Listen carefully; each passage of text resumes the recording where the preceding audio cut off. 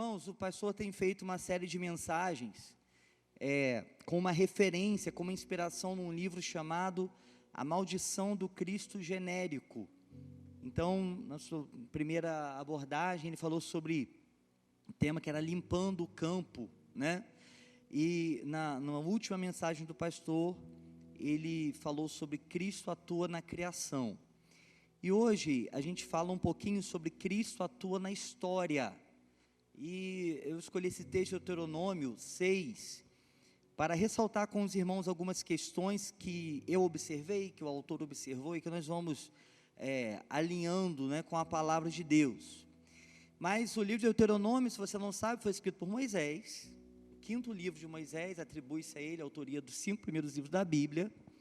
E só para lembrar os irmãos, o povo saiu do Egito e atravessou o deserto e chegou a Canaã.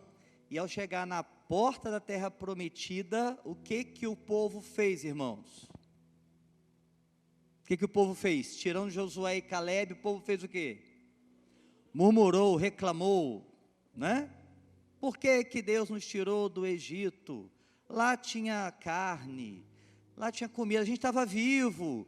Deus nos trouxe aqui para nos matar. E Deus falou, então por causa disso vocês vão voltar para o deserto e não entrarão na terra até que morra toda essa geração, e os seus filhos vão conquistar a terra, excetuando Josué e Caleb, Moisés, Arão, etc.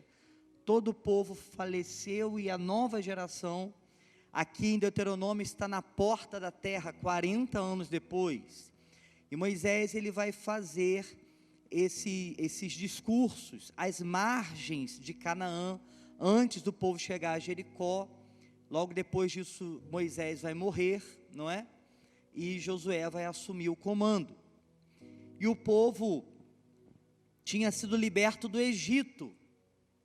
E Deus permitiu que o povo estivesse no cativeiro por 430 anos.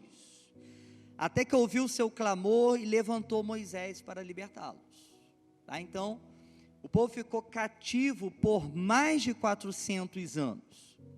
40 anos depois de ter andado no deserto, o povo está próximo de conquistar Canaã, e Moisés faz o discurso narrado no Deuteronômio, como eu falei, repetindo a lei e a história do próprio povo. Então, se você ler os capítulos anteriores, você vai vendo que Moisés está contando para eles, está falando, olha, estamos aqui por isso, né, os pais de vocês foram rebeldes, etc. e tal, e agora vocês vão entrar na terra. E aqui, no capítulo 6, que a gente leu, Moisés está exortando o povo, para quando entrar na terra, para o povo ser fiel, cumprir os mandamentos. E qual será o resultado dessa obediência? Uma vida abundante e próspera. E qual será o resultado da desobediência, de abandonar o Senhor?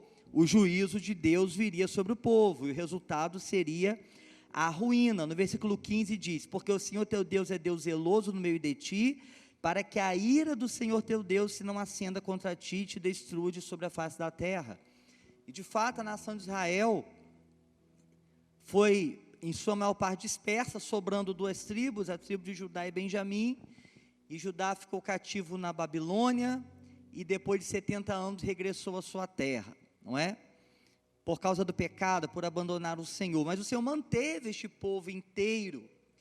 O Senhor manteve esta aliança que Ele fez com Abraão, Isaque e Jacó.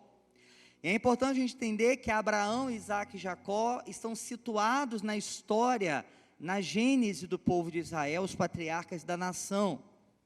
E ao contar a história do povo, a história da aliança, Moisés está mostrando o que, amados? Moisés está mostrando como Deus atua na história. Pode repetir isso comigo? Deus atua na história. Deus intervém nas questões humanas para cumprir os seus propósitos. Eu pedi para vocês lerem o 12 comigo, lembram? O que está escrito no verso 12? Guarda-te para que não esqueças o Senhor, que fez o quê? Que te tirou da terra do Egito, da casa da servidão. Então Moisés está falando, o Senhor está dizendo, eu trouxe você até aqui, eu intervi na vida de vocês, eu tirei vocês de onde vocês estavam, eu os coloquei nessa posição de hoje, eu os coloquei nesse lugar prontos para conquistar a terra que eu tenho prometido. Em outras palavras, Deus está mostrando como Deus governa a história. Moisés está mostrando que Deus atuou na saída do povo do Egito e os conduziu no deserto. Diz a Bíblia que a sandália dos pés não gastou, que a roupa não deteriorou, e 40 anos eles chegaram diante de Canaã. Deus intervém na história, Deus governa a história. E aí, segundo o autor do livro, que inspirou essa série de mensagens, essa seria a grande diferença entre a história narrada pelo mundo e a história narrada na Bíblia. Eu achei muito interessante essa observação do autor. Que o mundo narra a história, não é um exemplo que ele usou, mas assim, digamos, com óculos totalmente diferente da Bíblia. A história narrada pelo mundo é uma história narrada sobre disputas, guerras, dominação de um povo sobre outro, fenômenos da natureza como terremotos, erupções vulcânicas, etc. Acontecimentos que mostram o poder dos homens e como a humanidade busca o poder para dominar uns aos outros. Então, quando a história é narrada pelo mundo, pelo sistema do mundo, em qualquer fonte que você obtenha, jornalística, acadêmica, sala de aula, entretenimento, a história contada pelo mundo não leva a Deus em consideração. Eu achei muito interessante isso, porque eu nunca tinha parado para pensar nisso. Que a história que o mundo conta é uma história sem Deus. A guerra aconteceu por causa disso, disso e disso, e aí, porque teve um maremoto e não sei o quê, porque o povo tal fez isso, fez aquilo. Deus não está nessa história, e quando aparece, em outras palavras, resumindo o que o autor diz, Deus é um detalhe nessa história. Deus, ele, na história contada pelo mundo, narrada pelo mundo, Deus não interfere nos acontecimentos. Deus é um ser, é uma ideia que diz respeito apenas ao íntimo do ser humano, à vida privada, às questões da alma.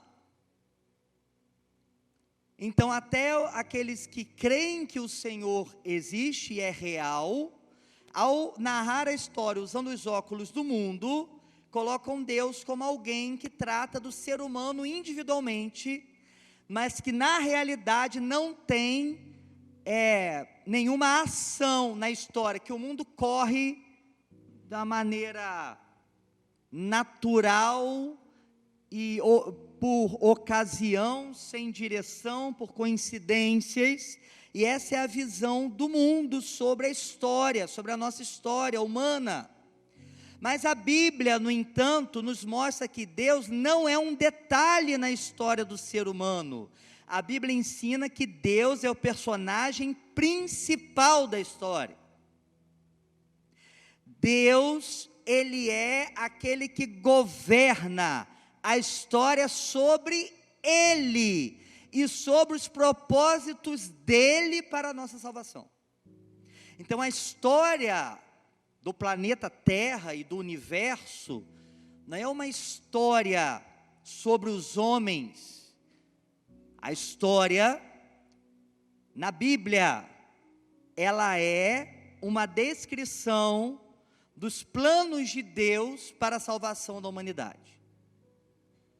Deus é o personagem principal. E a gente lê Deuteronômio 6, eu pedi para você deixar a sua Bíblia aberta. Eu quero que você vá em Gênesis, por gentileza. Gênesis 15. Nós vamos voltar no começo da história que a gente está estudando aqui. Gênesis 15.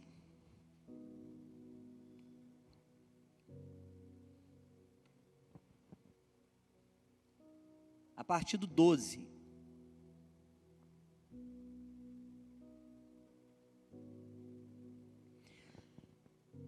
Vamos ler do 12 ao 16. Diz assim, Gênesis 15. Ao pôr do sol, caiu profundo sono sobre Abrão, e grande pavor e cerradas trevas o acometeram. Então lhe foi dito: sabe com certeza que a tua posteridade, que seria o povo de Israel, né, irmãos, será peregrina em terra alheia, que é o Egito, e será reduzida à escravidão, e será afligida por 400 anos. Mas também eu julgarei a gente a quem tem de sujeitar-se, e depois sairão com grandes riquezas. Pausa aí. Deus, então, também tem a história do Egito nas suas mãos, sim ou não? Ele disse: eles vão ser reduzidos à escravidão por 400 anos, mas eu julgarei aquela nação. Verso 15: e tu irás para os teus pais em paz, serás sepultado em ditosa velhice.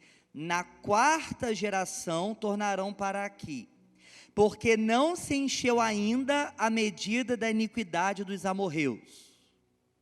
Deus tira Abraão de Ur dos Caldeus, Abrão e Sarai, muda o nome deles para Abraão e Sara, diz que eles vão gerar uma grande nação, e faz Abraão percorrer a terra de Canaã, levantando altares. Em momentos ele compra propriedades, e Deus fala: esta terra será da tua descendência. Mas não é agora, Abraão. Os teus filhos vão se multiplicar, vão ser escravos, e depois eu trarei eles para cá. Sabe por quê? Porque não se encheu ainda a medida da iniquidade dos amorreus. O povo que morava naquela terra era um povo terrível, que sacrificava os próprios filhos para demônios. Era um povo absurdamente cruel, imoral, sanguinário. E Deus tinha a história dos amorreus na mão dele? Sim. Está percebendo como o nosso Deus é o Deus sobre a história? E o juízo de Deus cai sobre os amorreus. Na sua paciência, Deus espera ainda 400 anos para devolver aos amorreus na medida que eles mereciam.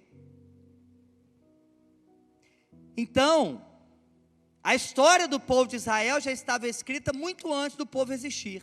Nem Isaac tinha nascido, já estava escrito que eles seriam escravos. Agora você avança na sua Bíblia até Gênesis 46. Finalzinho do livro de Gênesis, está terminando a história de José, né? Bisneto de Abraão, filho de Jacó, para Jacó, aquele que Deus mudou o nome para Israel, né? E Gênesis 46 é o momento em que Jacó com a sua família vão para o Egito, porque José, seu filho, era governador no Egito. Então Gênesis 46 diz assim a partir do verso 1, olha aí: partiu, pois, Israel com tudo que possuía, veio a Berseba e ofereceu sacrifício ao Deus de Isaque, seu pai. Falou Deus a Israel em visões de noite e disse: Jacó, Jacó. Ele respondeu: eis-me aqui. Então disse: eu sou Deus, o Deus de teu pai. Deus está situando na história, de geração em geração. Não temas descer para o Egito, porque lá eu farei de ti uma grande nação. Eu descerei contigo para o Egito e te farei tornar a subir. Certamente a mão de José fechará os teus olhos. Agora olha o versículo 26 e 27 de Gênesis 46. Todos os que vieram com Jacó para o Egito, que eram seus descendentes, fora as mulheres dos filhos de Jacó, todos eram 66 pessoas. E os filhos de José, que lhe nasceram no Egito, eram 2. Todas as pessoas da casa de Jacó que vieram para o Egito foram 70. Então, a família de Jacó, 70 pessoas entram no Egito. E por 400 anos o povo se multiplica de maneira extraordinária, até que Deus os livra do Egito. Então, amados, Deus estava no controle da história muito antes do povo chegar na entrada de Canaã. porque não era aleatório aquele momento, não era uma sorte, não era porque Moisés ditou um ritmo específico de marcha, não era porque os líderes das 12 tribos se reuniram e decidiram, acho que é tempo de ir para Canaã. Não, Deus levou eles na porta da terra, depois de tantos anos que o Deus que governa a história já tinha determinado. Deus estava e ainda está no comando da história, amados. Ele não saiu do comando. A Bíblia diz que o Senhor levanta reis e abate reis. O Senhor governa as nações. O Senhor julgará as nações. Pobres, ai dos miseráveis que acham que controlam nações. Basta uma palavra da parte do Senhor e todas as coisas podem mudar. Porque Deus é o Deus da história, amém? A história do mundo, a história com os óculos do mundo, tira Deus da equação. A história do mundo vê um povo escravizando o outro, vê escravos fugindo, vê o povo tomando uma terra através da guerra. Se o mundo fosse narrar a história de Israel, fala, não, porque eles eram escravos, teve uma rebelião, eles fugiram. Deram sorte, ficaram pelo deserto, aí fizeram guerra, conseguiram conquistar a terra. Mas a Bíblia nos mostra a mão de Deus na história. Nesse mesmo Egito, a história da Bíblia nos mostra, quando Moisés chegou, só para lembrar a história de Moisés, né, talvez alguém que esteja aqui, não tenha lido, não saiba, Moisés foi criado aonde, queridos? Pela filha de Faraó no palácio, né? Era o homem da corte. E um dia Moisés, vendo um israelita sendo maltratado, ele matou o egípcio. O que Moisés fez? Fugiu, porque ele seria morto. Então Moisés, escondido, por 40 anos em Midian, Deus o chama para libertar o povo. Então Moisés fugiu com 40 anos e ficou fugido 40 anos. Moisés foi libertar o povo com 80 anos. Então você que já está na casa dos 80, Deus pode te chamar para uma grande coisa ainda, fica ligado aí, né? Não tem negócio de idade para Deus não. Mas tem algo muito extraordinário no nascimento de Moisés, irmãos. Todo mundo lembra que Moisés foi colocado num cesto, não é verdade? Aí colocou no rio, aí o cestinho foi, a irmã dele foi acompanhando o cesto, assim, pelo mato. A filha de Faraó pega o cesto e adota Moisés. Mas por que cargas d'água Moisés foi colocado num cesto, irmãos? Por que, gente? Porque Faraó mandou matar os meninos, porque o povo estava crescendo demais. E é nesse ponto que duas parteiras, pessoas simples, não eram líderes, não eram nada, eram parteiras hebreias, mulheres simples, do meio dos escravos. Deus usa essas mulheres para mudar o rumo da história, porque elas decidiram não obedecer Faraó e não matar os meninos. E quando chegavam os egípcios, elas falavam, não, as hebreias são muito fortes, quando a gente chega a criança já nasceu. Então Deus usa duas mulheres simples que foram honradas e recompensadas por Deus, diz a Bíblia. Nós vemos Moisés, um homem com dificuldade para falar, quando Deus chama Moisés, é o símbolo da nossa igreja, na sarça, né? Cadê a sarça? Está aqui na frente. Na sarça, não é isso? Deus fala com Moisés, e Moisés dá uma desculpa, falar, eu não posso não, eu não consigo nem falar, não sei me expressar em público. Né? Aí tem gente que fala que ele era gago, não é isso que a Bíblia diz que ele era pesado de fala. Qual era o problema de Moisés? Não imagina, irmão, mas Moisés diz, eu tenho dificuldade para falar, não vai dar certo. Aí Deus fala, não, já mandei, para de desculpa que eu já mandei teu irmão Arão vir se encontrar com você, você vai, eu já decidi. Moisés, aquele homem com língua pesada, fugido por 40 anos, um fugitivo virou um grande líder e libertador, legislador. Nós vemos um povo sofrido, castigado pela pesada mão de Faraó. Esse povo foi liberto pela ação sobrenatural de Deus. Quando você olha as parteiras, quando você olha Moisés, você olha a libertação de Israel, os grandes milagres que o Senhor fez no Egito, julgando os deuses do Egito, não há outra reação, conclusão, a não ser: Deus governa a história. Não podemos diminuir o Senhor. Irmãos, eu fico incomodado com crente com medo de anticristo, com medo de Apocalipse. Irmãos, o Apocalipse é o juízo de Deus sobre o mundo caído, não é sobre a igreja não, gente. Tem gente com medo: ai meu Deus, porque é o anticristo, ou porque é a marca da besta. Pergunta para a pessoa do seu lado assim: você é crente? Pergunta para ela. Agora fala assim: se não for, é hoje, fala para ele aí. Irmão, nós somos cristãos, nós servimos a Jesus. Quem tem que ter medo é o capeta, irmãos. Quem está debaixo dos nossos pés. Que quando Jesus voltar, Ele destruirá o anticristo, a besta e o falso profeta com o sopro da sua boca. E aqueles que morreram com o Senhor, ressuscitarão com o corpo glorificado, aleluia.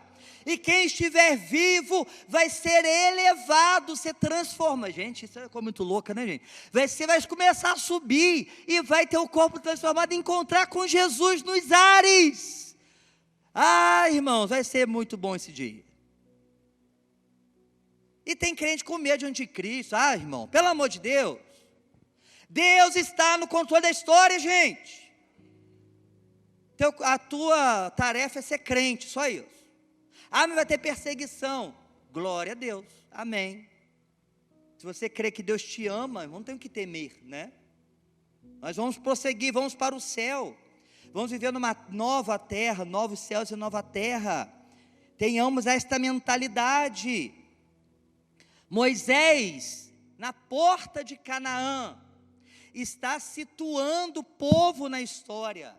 Moisés está chamando a atenção do povo para o fato de que eles não dependiam de sorte ou de habilidade para entrar em Canaã. Deus está falando: olha, Moisés está falando, Deus governa todas as coisas. Moisés está falando: gente, Deus é o personagem principal da história. Deus formou o nosso povo, Deus nos tirou do Egito, Deus está nos levando ao cumprimento da promessa. E o capítulo termina com Moisés instruindo os pais a fazer o quê? Situem seus filhos na história, mostrem para eles que Deus, o nosso Deus, é Senhor da história. E aí é o texto que a gente leu junto, lembra? Que quando o seu filho te perguntar, e lá no verso 21, então dirás a teu filho: éramos servos de Faraó no Egito, porém o Senhor de lá nos tirou com poderosa mão, aos nossos olhos fez o Senhor sinais e maravilhas. Ou seja, falem de geração em geração, que o Senhor do universo interviu na história, e por isso estamos aqui em Canaã. Não é porque nossos antepassados eram grandes guerreiros, de geração em geração, e o Senhor se apresenta, e se é referido ao Senhor tantas vezes na palavra. O Deus de quem? O Deus de Abraão, Isaac, de geração em geração. Olha para trás, quantas gerações da sua família servem ao Senhor? Ah, eu sou o primeiro da minha família ninguém era cristão. Olha para frente e começa a contemplar as próximas gerações servindo ao Senhor. De geração em geração, o Senhor cumpre os seus propósitos. Está vendo Leide cantando aqui? Os mais novos não conhecem. O pai de Leide, olha, já está com o Senhor há muitos anos, né? Seu Josias era presbítero na nossa igreja. E Leide estava aqui cantando, filha de seu Josias. Mas o sobrinho dela que nasceu na igreja estava ali tocando, que é Iverson. E a filha dela, na outra escala, vai estar cantando, porque é de geração em geração. Meu pai sentado ali, me arrastava para a igreja. Terça-feira, quarta-feira, domingo de manhã, domingo à noite, vamos para o culto, está na hora, estudo bíblico. Hoje estou aqui pregando. As minhas filhas estão lá embaixo na salinha, aprendendo. É de geração em geração, o Deus que atua na história. Nós não temos dependência de sorte, não temos dependência de política, não temos dependência de governantes, de situação econômica.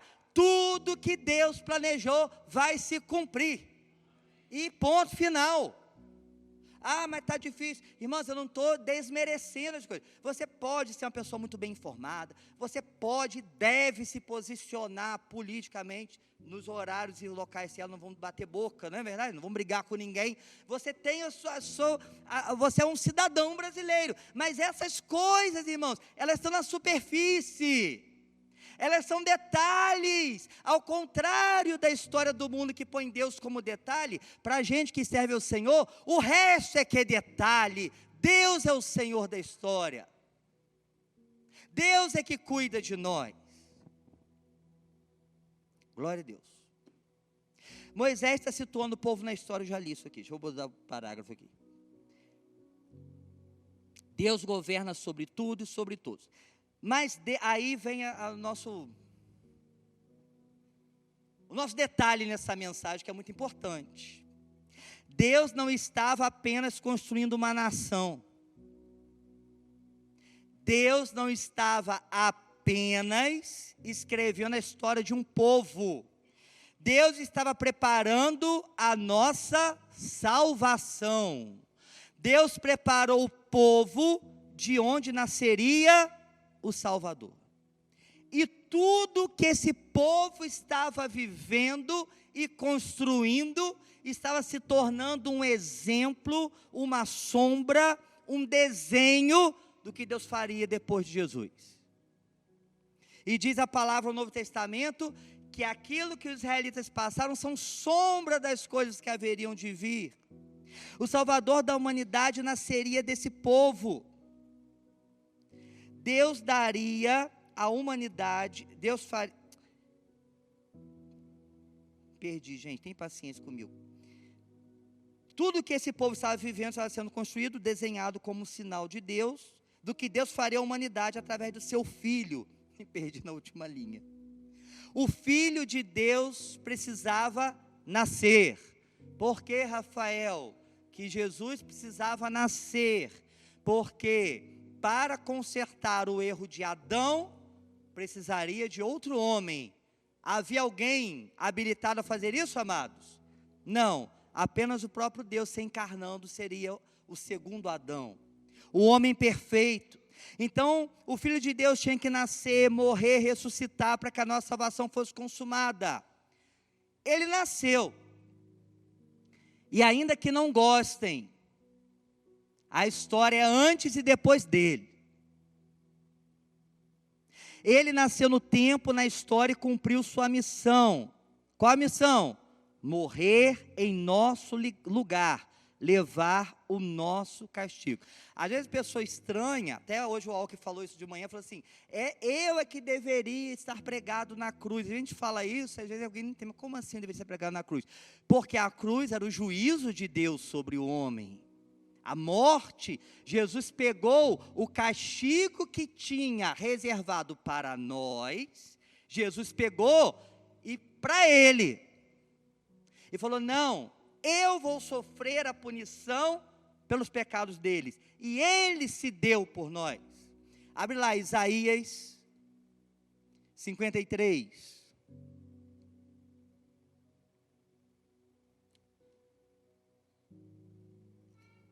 Um texto tão conhecido. Isaías 53, 4, 5 e 6.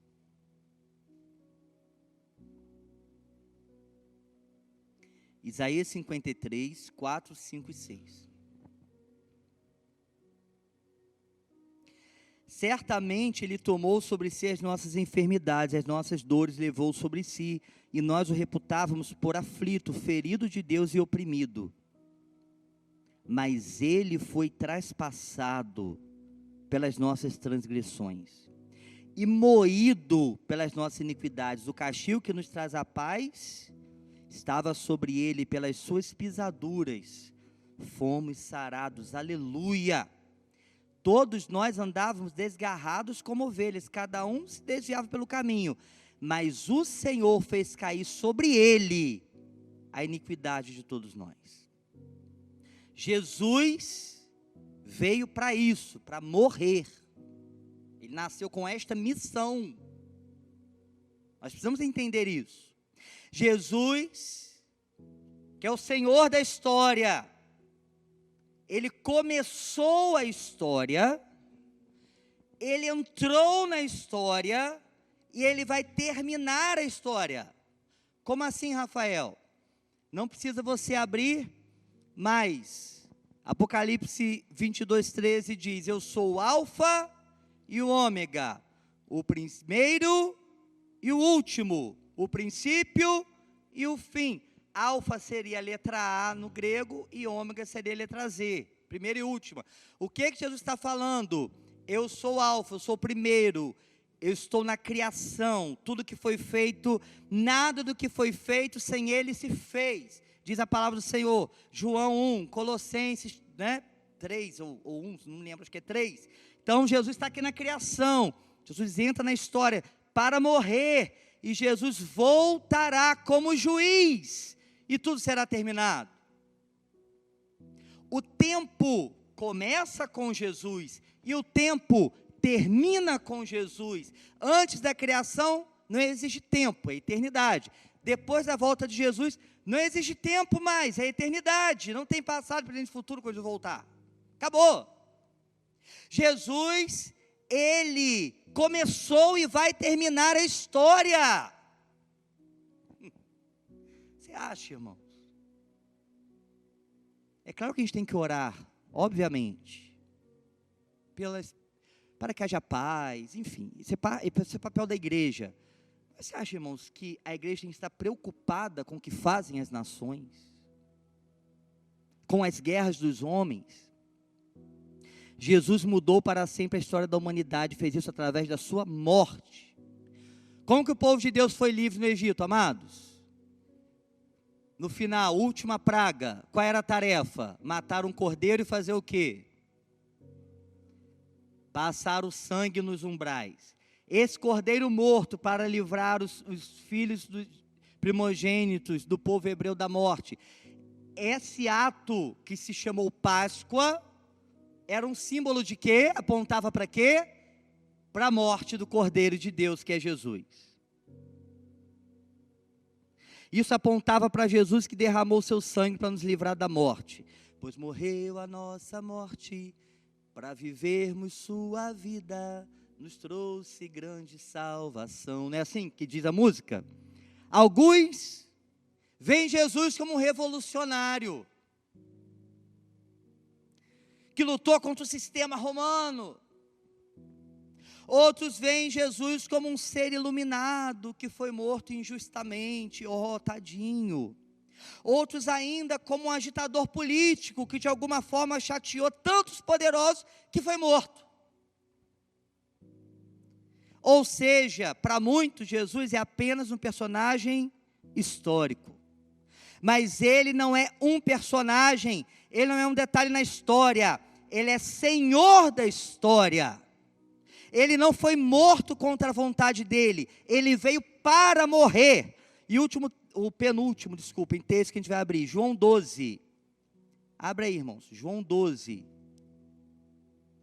Estamos abrindo tanto a Bíblia hoje, né? Amém. Caminhando para o fim da nossa reflexão, João 12.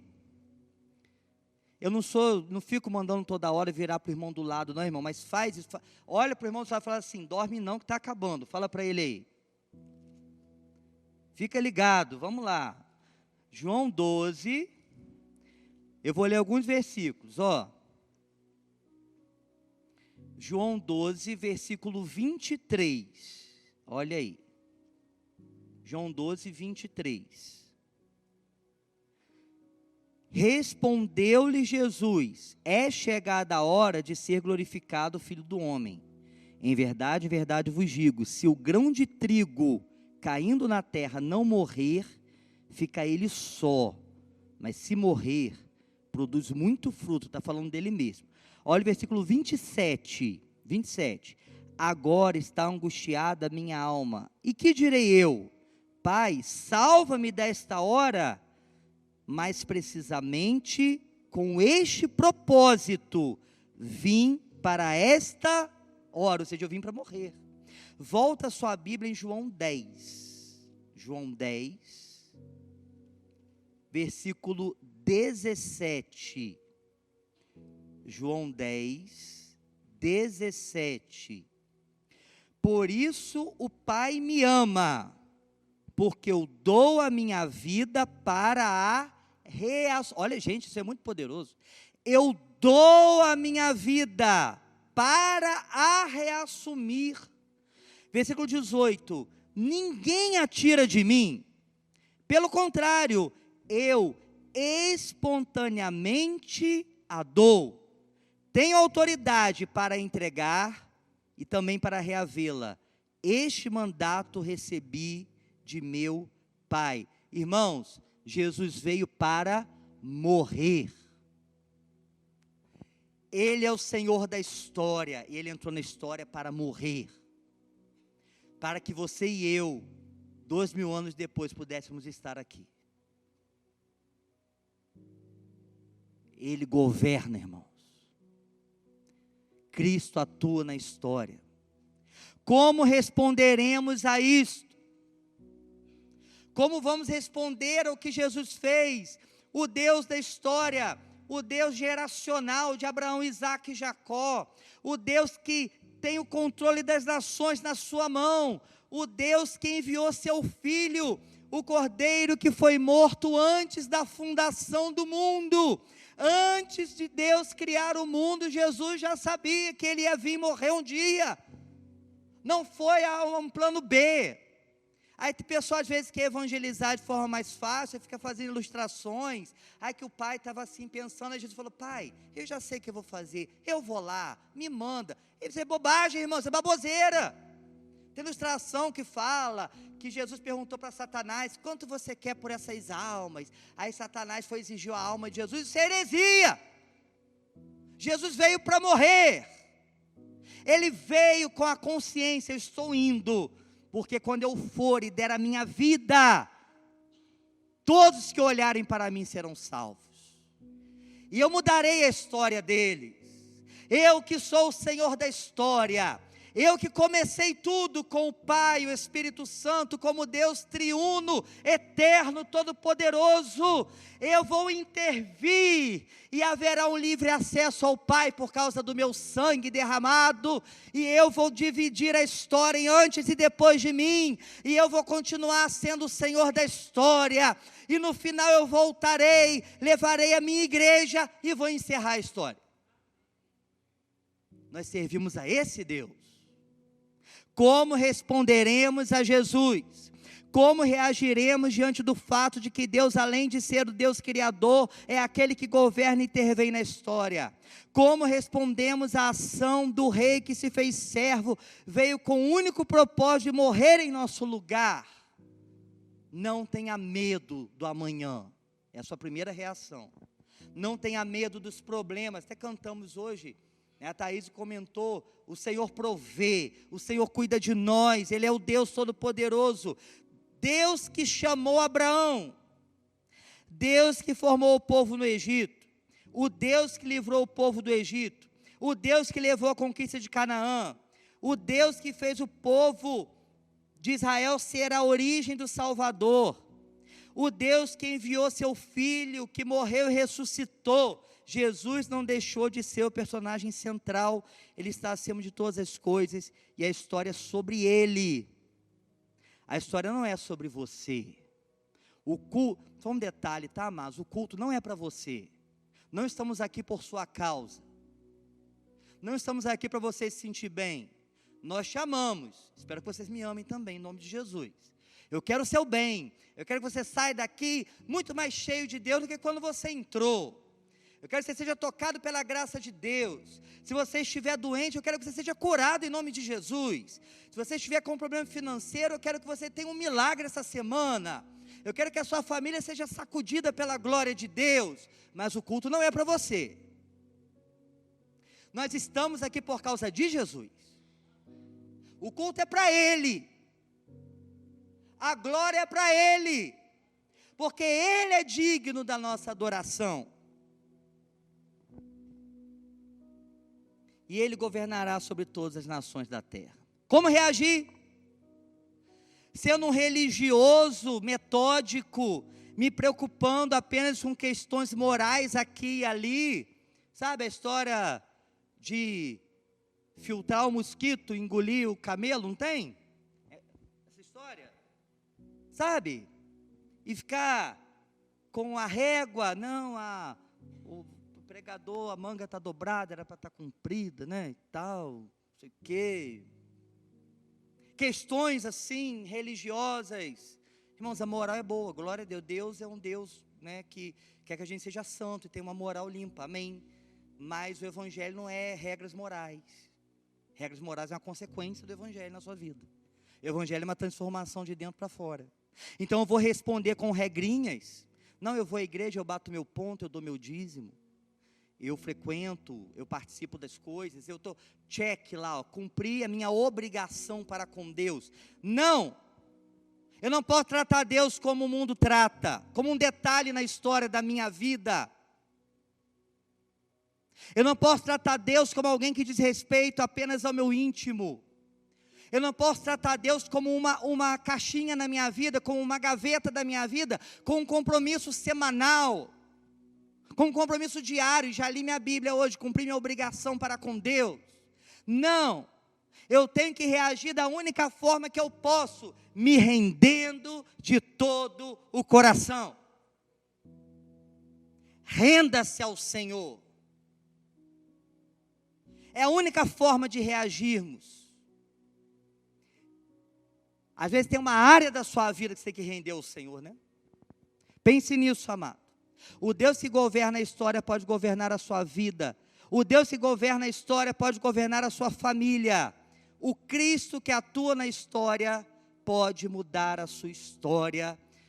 Eu quero ler o último texto com você. Abra sua Bíblia em Jeremias 29.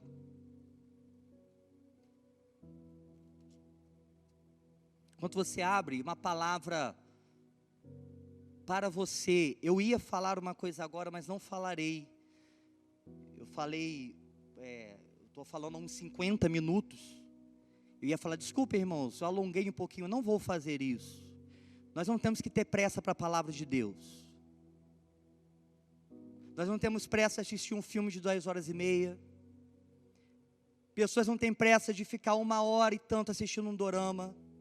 Irmãos não têm pressa de ficar 1h50 assistindo futebol.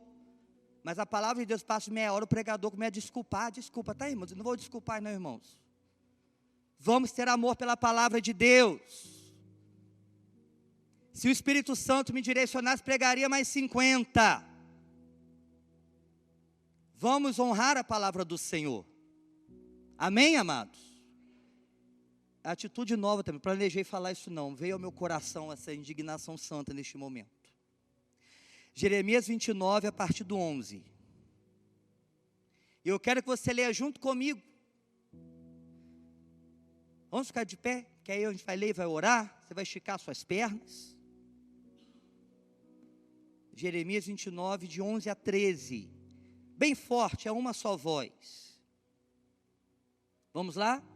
Eu é que sei que pensamentos tenho a vosso respeito, diz o Senhor, pensamentos de paz e não de mal, para vos dar o fim que desejais.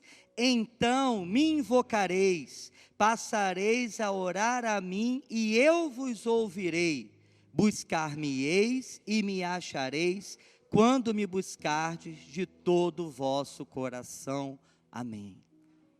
Eu é que sei que pensamento tenho a respeito de vós, pensamentos de paz e não de mal, para vos dar o fim que desejais.